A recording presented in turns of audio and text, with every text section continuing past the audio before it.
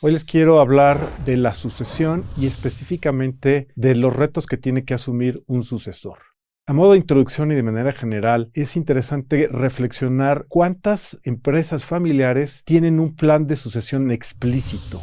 De acuerdo a una investigación que llevamos en el centro, nos encontramos que solo un 10% de las empresas familiares tiene esto claro. 20% aproximadamente tiene ideas o está trabajando en el proceso, hay temas que completar, y prácticamente un 70% hay algún avance o prácticamente nada. Es muy alto este porcentaje. Por tanto, aquí hay un tema que trabajar.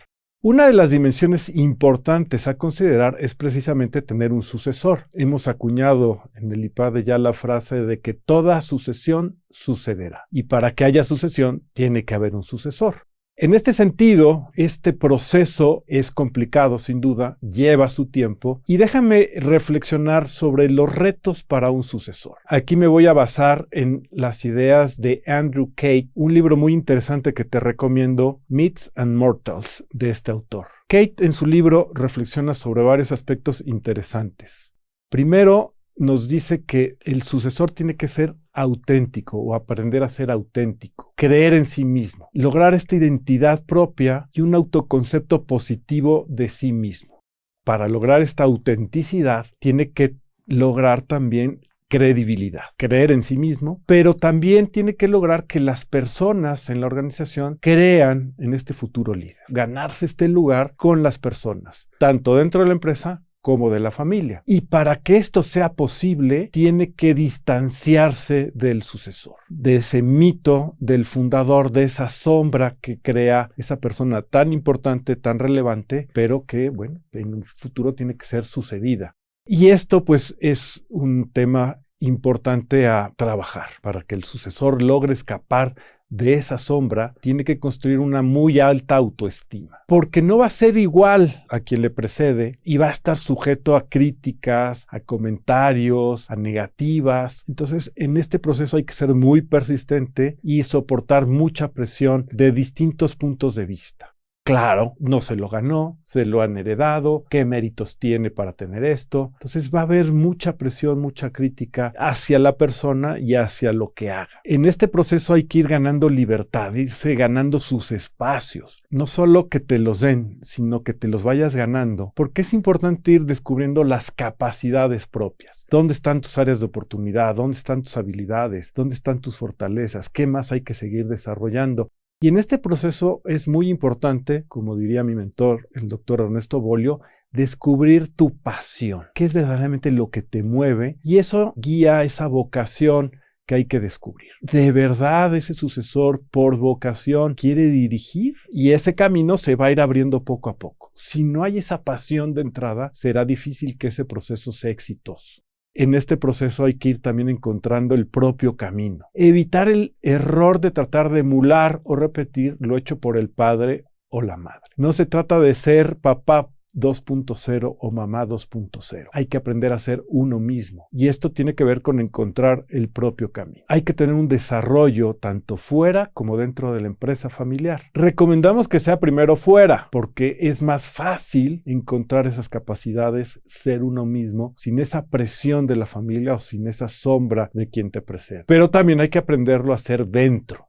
Parte del proceso de aprendizaje tiene que ver con equivocarse y aprender de los errores. Y ese proceso precisamente es más fácil hacerlo o más conveniente hacerlo fuera. Y finalmente es importante desarrollar un plan de vida que dentro de los metas y objetivos profesionales esté precisamente lograr ese éxito profesional dentro de la empresa. Un aspecto importante a considerar es si se está preparando o no precisamente ese sucesor. En este mismo estudio que citaba, nos encontramos que un 20% de las empresas familiares están preparando 2 o más sucesores. Otro 20% solo está preparando a uno o una. Es importante considerar que apostar todo a una sola persona puede ser riesgoso. Pero vemos que ese otro 60% no están preparando a nadie. Entonces, otra vez, ahí hay una tarea pendiente para todas las empresas familiares.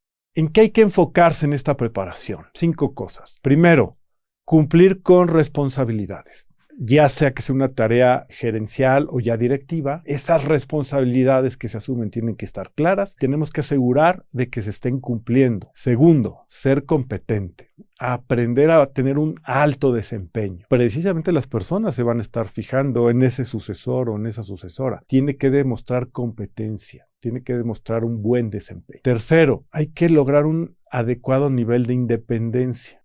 En irse ganando estos espacios, pues hay que dejar que los sucesores vayan tomando decisiones. Se van a equivocar, probablemente, pero ahí está el tema. Oye, ya te equivocaste, pues ahora desequivócate. Oye, ya hubo una consecuencia negativa, pues ahora saca adelante la responsabilidad que se te ha encomendado.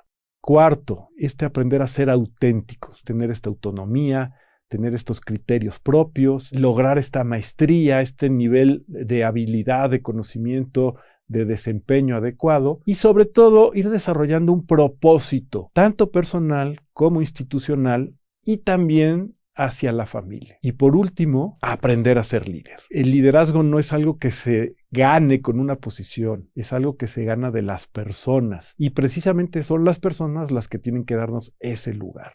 Hay que aprender a influir, a inspirar y tener esa ascendencia sobre los demás que precisamente garanticen ese liderazgo futuro. En este reto de la diferenciación, hay que tomar en cuenta que hay que aprender a hacer las cosas de manera diferente, a pesar de una alta carga emocional que se va a dar. Finalmente, ya más cerca de ese momento de transición, vamos a entrar en un proceso de ceder ese poder que sin duda será complicado, porque el sucesor tiene que asumir ese poder, el fundador tiene que ir soltando ese poder, pero a veces no sabemos hasta dónde tomar decisiones de manera autónoma, hasta dónde involucrar todavía al fundador, y este es un momento de tensión.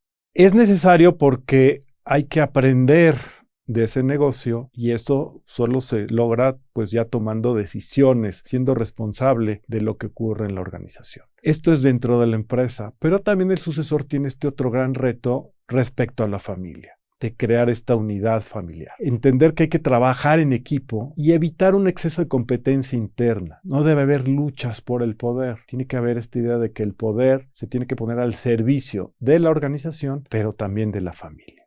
Trabajar por un legado común y es importante, por tanto, con la familia, tener muy claro cuál es ese proyecto familiar donde el sucesor encabeza esta iniciativa, pero no es únicamente una persona la que la lleva a cabo. Tener en cuenta esta idea que es muy importante, la familia es la real razón del éxito en la empresa. Y el reto es cambiar la base del éxito del fundador a la familia, con el liderazgo del sucesor, pero con la familia apoyando atrás. El sucesor debe lograr la continuidad de la empresa y atender la unidad familiar. Sin duda es un proceso complejo, largo, difícil, pero posible. IPADE. The World Calls.